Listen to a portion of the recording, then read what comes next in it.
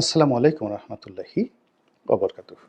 সম্মানিত দর্শক, আমাদের বাঙালি জাতীয় জীবনে যে সকল গুরুত্বপূর্ণ ঘটনা ঘটেছে, বিশেষত স্বাধীনতার পরবর্তী সময়ে, সেগুলোর মধ্যে এই ২০২৪ সনের জুলাই এবং আগস্টের যে বিপ্লব, যেটি আগস্ট মাসের ৫ তারিখে একেবারে হাতে কলমে আমাদের সামনে এসে ধরা দিয়েছে। এই মহান বিপ্লব, তাকে আপনি যে নামেই অভিহিত করেন না কেন, প্রতি বিপ্লব নিয়ে যতই ভয় দেখান না কেন, কিংবা দ্বিতীয় বিপ্লব নিয়ে যত বিকল্প কথাবার্তাই বলেন না কেন, আমাদের জীবনে এই জুলাই আগস্ট বিপ্লবের যে সন্ধিক্ষণ মহাক্ষণ, সেটি হলো আগস্ট মাসের ৫ তারিখ। এটি সারা জীবন কেয়ামত পর্যন্ত আমাদের দেশের একটা ইতিহাস হয়ে থাকবে, ঐতিহ্য হয়ে থাকবে। এবং মাত্র এক সপ্তাহের মধ্যে, অর্থাৎ জুলাই মাসের শেষ দিক থেকে একেবারে আগস্টের ৫ তারিখ পর্যন্ত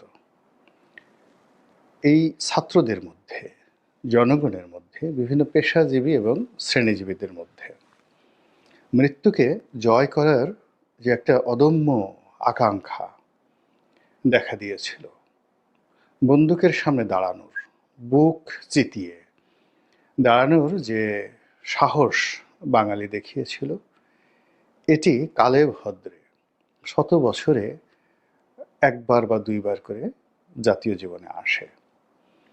আমরা অতীতে এরশাদের বিরুদ্ধে লড়াই করেছি, সংগ্রাম করেছি। তারপর ১/১১-র সময়টিতে আমরা প্রথমে ভয় পেয়েছি, তারপরে আবার সাহস দেখানোর চেষ্টা করেছি।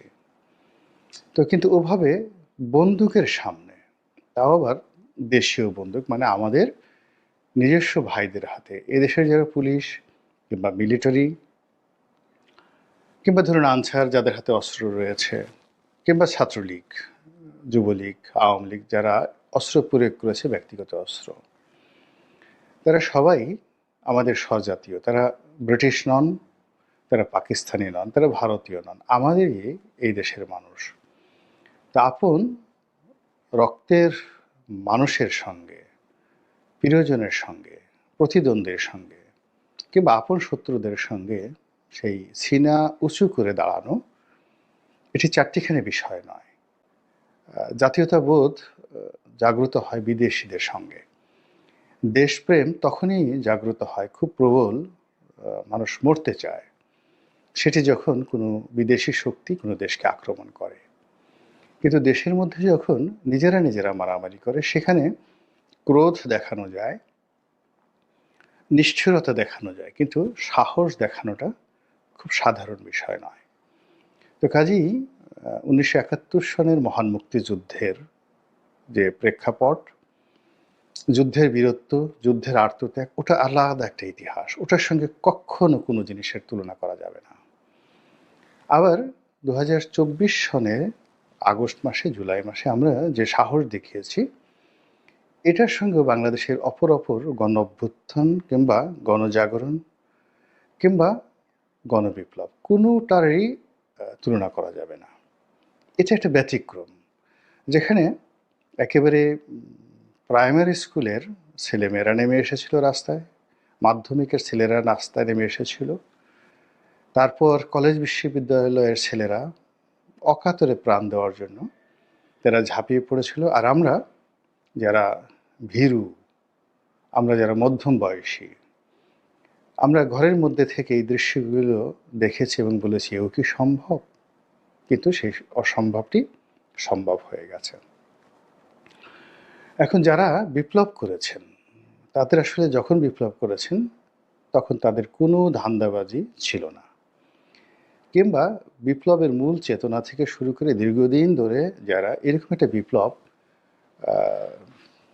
হোক এই জন্য অন্তরালে কাজ করে গিয়েছেন, নিঃস্বার্থভাবে কাজ করে গিয়েছেন, নির্ভয়ে কাজ করে গিয়েছেন, তারা কখনোই বিপ্লব থেকে কোনো সুফল পাবেন এটা তাদের যাকে বলা হয় মানে টার্গেটের মধ্যে ছিল না। অনেকে নিজেরা ক্ষতিগ্রস্ত হয়েছিলেন আওয়ামী লীগ দ্বারা, অনেকে অপমানিত হয়েছিলেন, অনেকে ক্ষতিগ্রস্ত হননি, অপমানিত হননি, কিন্তু তাদের মনে হয়েছে যে এই দেশটি ওভাবে আসলে চলতে পারে না, আওয়ামী লীগের বিরোধিতা করা উচিত। তো কাজেই একটি শক্তিশালী রেজিমের বিরুদ্ধে 15 বছর ধরে বিভিন্ন শ্রেণী পেশার মানুষ, এমনকি অনেক ভিক্ষুককে আমি দেখেছি শেখ হাসিনাকে গালি দিতে। রিকশাওয়ালার অকথ্য ভাষায় গালি দিয়েছে, ঠেলাওয়ালারা গালি দিয়েছেন, তারা তার মৃত্যু কামনা করেছেন, আওয়ামী লীগের পতন কামনা করেছেন। তো এভাবে পুরো সমাজ যখন ধূমায়িত হয়েছে, অগ্নিগর্ভ হয়েছে, আর সেই অগ্নিগর্ভের সঙ্গে যখন ছাত্ররা তাদের মন, মেধা, মননশীলতা যুক্ত করে রাজপথে দাঁড়িয়ে গেছেন, অমনি একটা বিপ্লব হয়ে গেছে। তো যা হোক, এখন সেই বিপ্লবের যে পরবর্তী সময়, এটিতে অন্যান্য দেশে যা হয়, আমাদের দেশে কিন্তু ঠিক একই ঘটনাই ঘটছে। এটি নিয়ে হতাশার কিছু নেই। আপনি গিয়ে দেখুন, ইরানে যে বিপ্লব হয়েছিল আয়াতুল্লাহ খমেনির অধীন, এই বিপ্লবের পরপরই আমেরিকার সঙ্গে অনেকগুলো সংঘর্ষে মানে ইরান জড়িয়ে পড়েছিল। এরপর দেশের অভ্যন্তরে নানা রকম বিশৃঙ্খলা, মারামারি, কাটাকাটি, খুনোখুনি থেকে শুরু করে এহেন অপরাধ নেই সামাজিক এবং রাজনৈতিক বিপ্লব উত্তর ইরানে ঘটেনি। তারপর ধরুন একটা বিপ্লব হয়েছে বা একটা যুদ্ধ হয়েছে রাশিয়াতে, সোভিয়েত ইউনিয়নে, রাশিয়াতে দুবার। সেটা হলো যখন গর্বাচেপের পতন হলো তখন একবার, আর যখন জারের পতন হলো এবং রুশ বিপ্লব হলো। পুরো সময়টিকে স্ট্যাবল করতে 5 থেকে 6 বছর, 7 বছর সময় লেগেছে, পুতিন না আসা পর্যন্ত। আসলে রাশিয়ার যে রাজনীতি, এটি স্ট্যাবল হয়নি, ভীষণ রকম সমস্যা সংকুল ছিল। বরিস ইয়েলসিনের কথা আপনাদের মনে আছে, প্রচণ্ড রকম সমস্যার মধ্যে তিনি ছিলেন। তো একইভাবে যদি আপনি ফ্রেঞ্চ রেভলিউশন, সবচেয়ে পৃথিবীর নামকরা রেভলিউশন, সেখানে সমস্যা ছিল প্রায় 7-8 বছর, নেপোলিয়ন না আসা পর্যন্ত তাদের মধ্যে ঐক্য আসেনি। তো সেই দিক থেকে বাংলাদেশের যে সমস্যা, এটি পৃথিবীর অন্যান্য দেশের মতোই হচ্ছে এবং এভাবেই সচরাচর হয়। এখন আমরা যারা মানে অস্থির প্রকৃতির এবং বাঙালির মধ্যবিত্ত সমাজের সকল চরিত্র যেটা আমাদের মধ্যে আছে, অন্যের সমালোচনা করা, খুব সহজে অধৈর্য হয়ে পড়া, আমি ভালো সব খারাপ, যা কিছু আছে আমাকে দাও, কিন্তু আমি যে চাই কথা বলবো না, আমাকে জোর করে তোমাকে দিতে হবে, এরকম যে অভ্যাস আমাদের বাঙালি মধ্যবিত্ত সমাজে রয়েছে, এর কারণে কি হচ্ছে, এই বিপ্লব উত্তর বাংলাদেশে, সরি, এর ফলে এই বিপ্লব উত্তর বাংলাদেশে এমন সব সমস্যা হচ্ছে যেগুলো আমরা বলছি হায় হায় কি হলো, এর জন্য কি আমরা রক্ত দিয়েছিলাম। কিন্তু আমরা তো কজনে রক্ত দিয়েছি, যারা রক্ত দিয়েছে তারা তো কোনো অভিযোগ করছেন না। কিন্তু আমরা যারা ঘরে বসে তামাশা দেখেছি, দোয়া করেছি বা বদদোয়া করেছি, এখনই তারা হাপির টেস্ট করছে, হায় হায় কি হলো, যেই লাউ সেই কধু, তারপরে আগের জমানাই ভালো ছিল, ইত্যাদি ইত্যাদি নানা কিছু। তো এই যে আমাদের যে অস্থিরতা, এই অস্থিরতার কারণে এখন যারা রাষ্ট্র চালাচ্ছেন তারা প্রতি মুহূর্তে, তারাও বাঙালি, তাদের মধ্যেও বাঙালির যে স্বভাব এটি রয়েছে। বাঙালির কি করে, রাস্তা দিয়ে হাঁটে এবং সে কখনোই মনোযোগ নিয়ে হাঁটে না, সারা দুনিয়া সে দেখবে। রাস্তায় হাঁটতে গিয়ে বাঙালি, এবং সারা দুনিয়া নিয়ে সে চিন্তা করবে।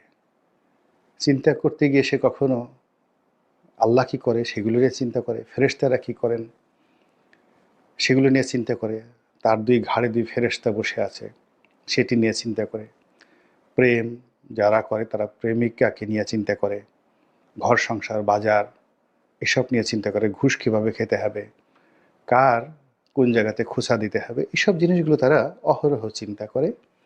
আর রাস্তার চারিদিকে দেখতে থাকে কে হাসে কে কাঁদে, ডানে কে গেল বামে কে গেল পিছনে কি গেল, মানে বারবার সে শুধু পেছনে তাকাবে, কোনো শিয়াল এলো কিনা, বাঘ এলো কিনা, সামনের দিকে তাকাবে কি হচ্ছে।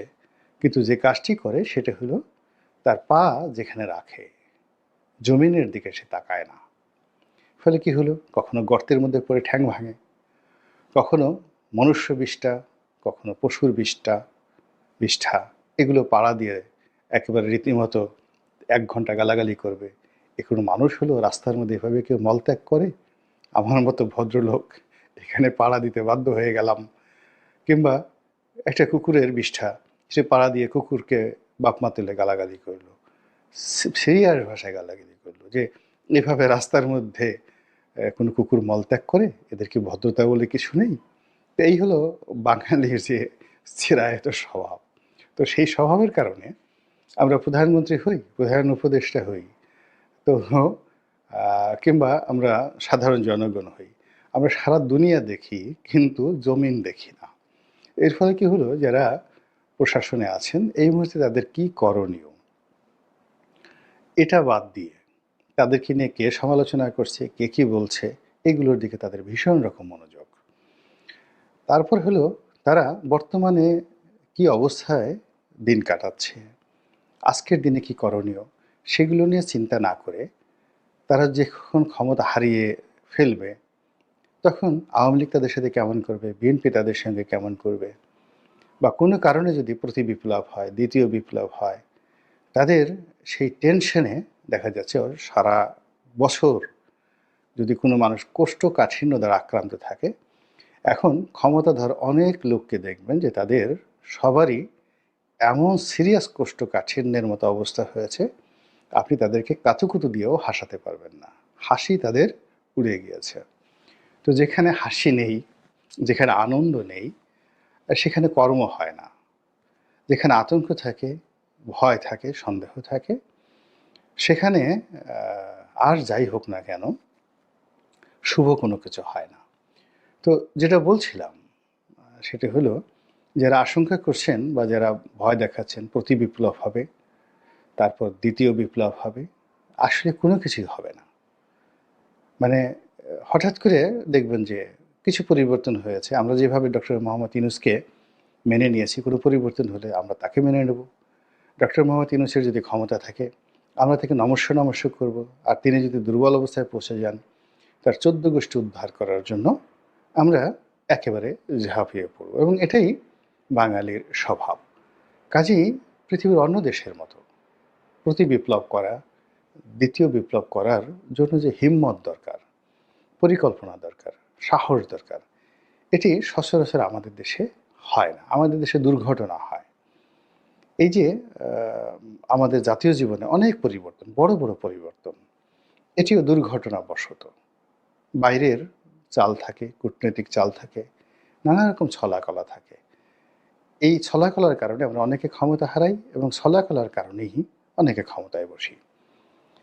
91 থেকে এ পর্যন্ত যারাই ক্ষমতায় এসেছেন তারা খুব আশ্চর্য হয়ে জয়লাভের পরে চিন্তা করেছেন যে জয়লাভ আমাদের হলো কি করে। 91, 96, 1, এমনকি 1-11, তারপরে 2008-এর নির্বাচন, 2014, 2018, 2024, মানে সবগুলো নির্বাচন, সব ক্ষেত্রেই যারা বিজয়ী হয়েছেন তারা বিজয় লাভের পর চিন্তা করেছেন যা এও কি সম্ভব, এভাবে কি করে বিজয়ী হলাম। ফলে বিজয়ের আনন্দ তারা অনুভব করতে পারেননি। এর কারণ হলো পেছনে অনেক কনস্পিরেসি ছিল, সব ক্ষেত্রে আনএক্সপেক্টেড অনেক কিছু ঘটেছে। আর যারা পেয়েছেন ওই প্রাপ্তির পেছনে তাদের একনিষ্ঠ শ্রম, এবং আমরা পাবই শতভাগ নিশ্চয়তা কখনই ছিল না। ফলে তারা তাদের প্রাপ্য যে নেয়ামত এটার শুকরগুজার তারা হতে পারেননি। আবার যারা পরাজিত হয়েছেন তারা এখনো পর্যন্ত চিন্তা করছেন না কেন পরাজিত হলেন। তাদের ধারণা তাদেরকে অন্যায়ভাবে তাড়িয়ে দেওয়া হয়েছে, অন্যায়ভাবে তারা পরাজিত হয়েছেন, তারা এমন কোনো অপকর্ম করেননি যে কারণে তাদের পরাজিত হওয়া দরকার ছিল। ফলে তারা সে আগের মতোই জনগণকে দায়ী করছেন, প্রতিপক্ষকে দায়ী করছেন, দেশি বিদেশি শত্রুদেরকে দায়ী করছেন, আর মনের আনন্দে ডুগডুগি বাজাচ্ছেন। আর এই সকল ডুগডুগি পার্টি দ্বারা কখনো প্রতি বিপ্লব আর কখনো দ্বিতীয় বিপ্লব হয় না। কাজেই এখন যা কিছু চলছে এটি কোনো বিপ্লবের লক্ষণ নয়, প্রতি বিপ্লবের লক্ষণ নয়, এটিকে বলা হয় অরাজকতা। এবং অরাজকতা দমন করার জন্য ন্যায় বিচার, সামাজিক সংহতি এবং যোগ্য নেতৃত্ব দরকার, এবং সেটি না আসা পর্যন্ত এটি চলতেই থাকবে। আল্লাহ আমাদের সবাইকে হেদায়েত দান করুন এবং হেফাজত করুন। আসসালামু আলাইকুম ওয়া রাহমাতুল্লাহি ওয়া বারাকাতুহু।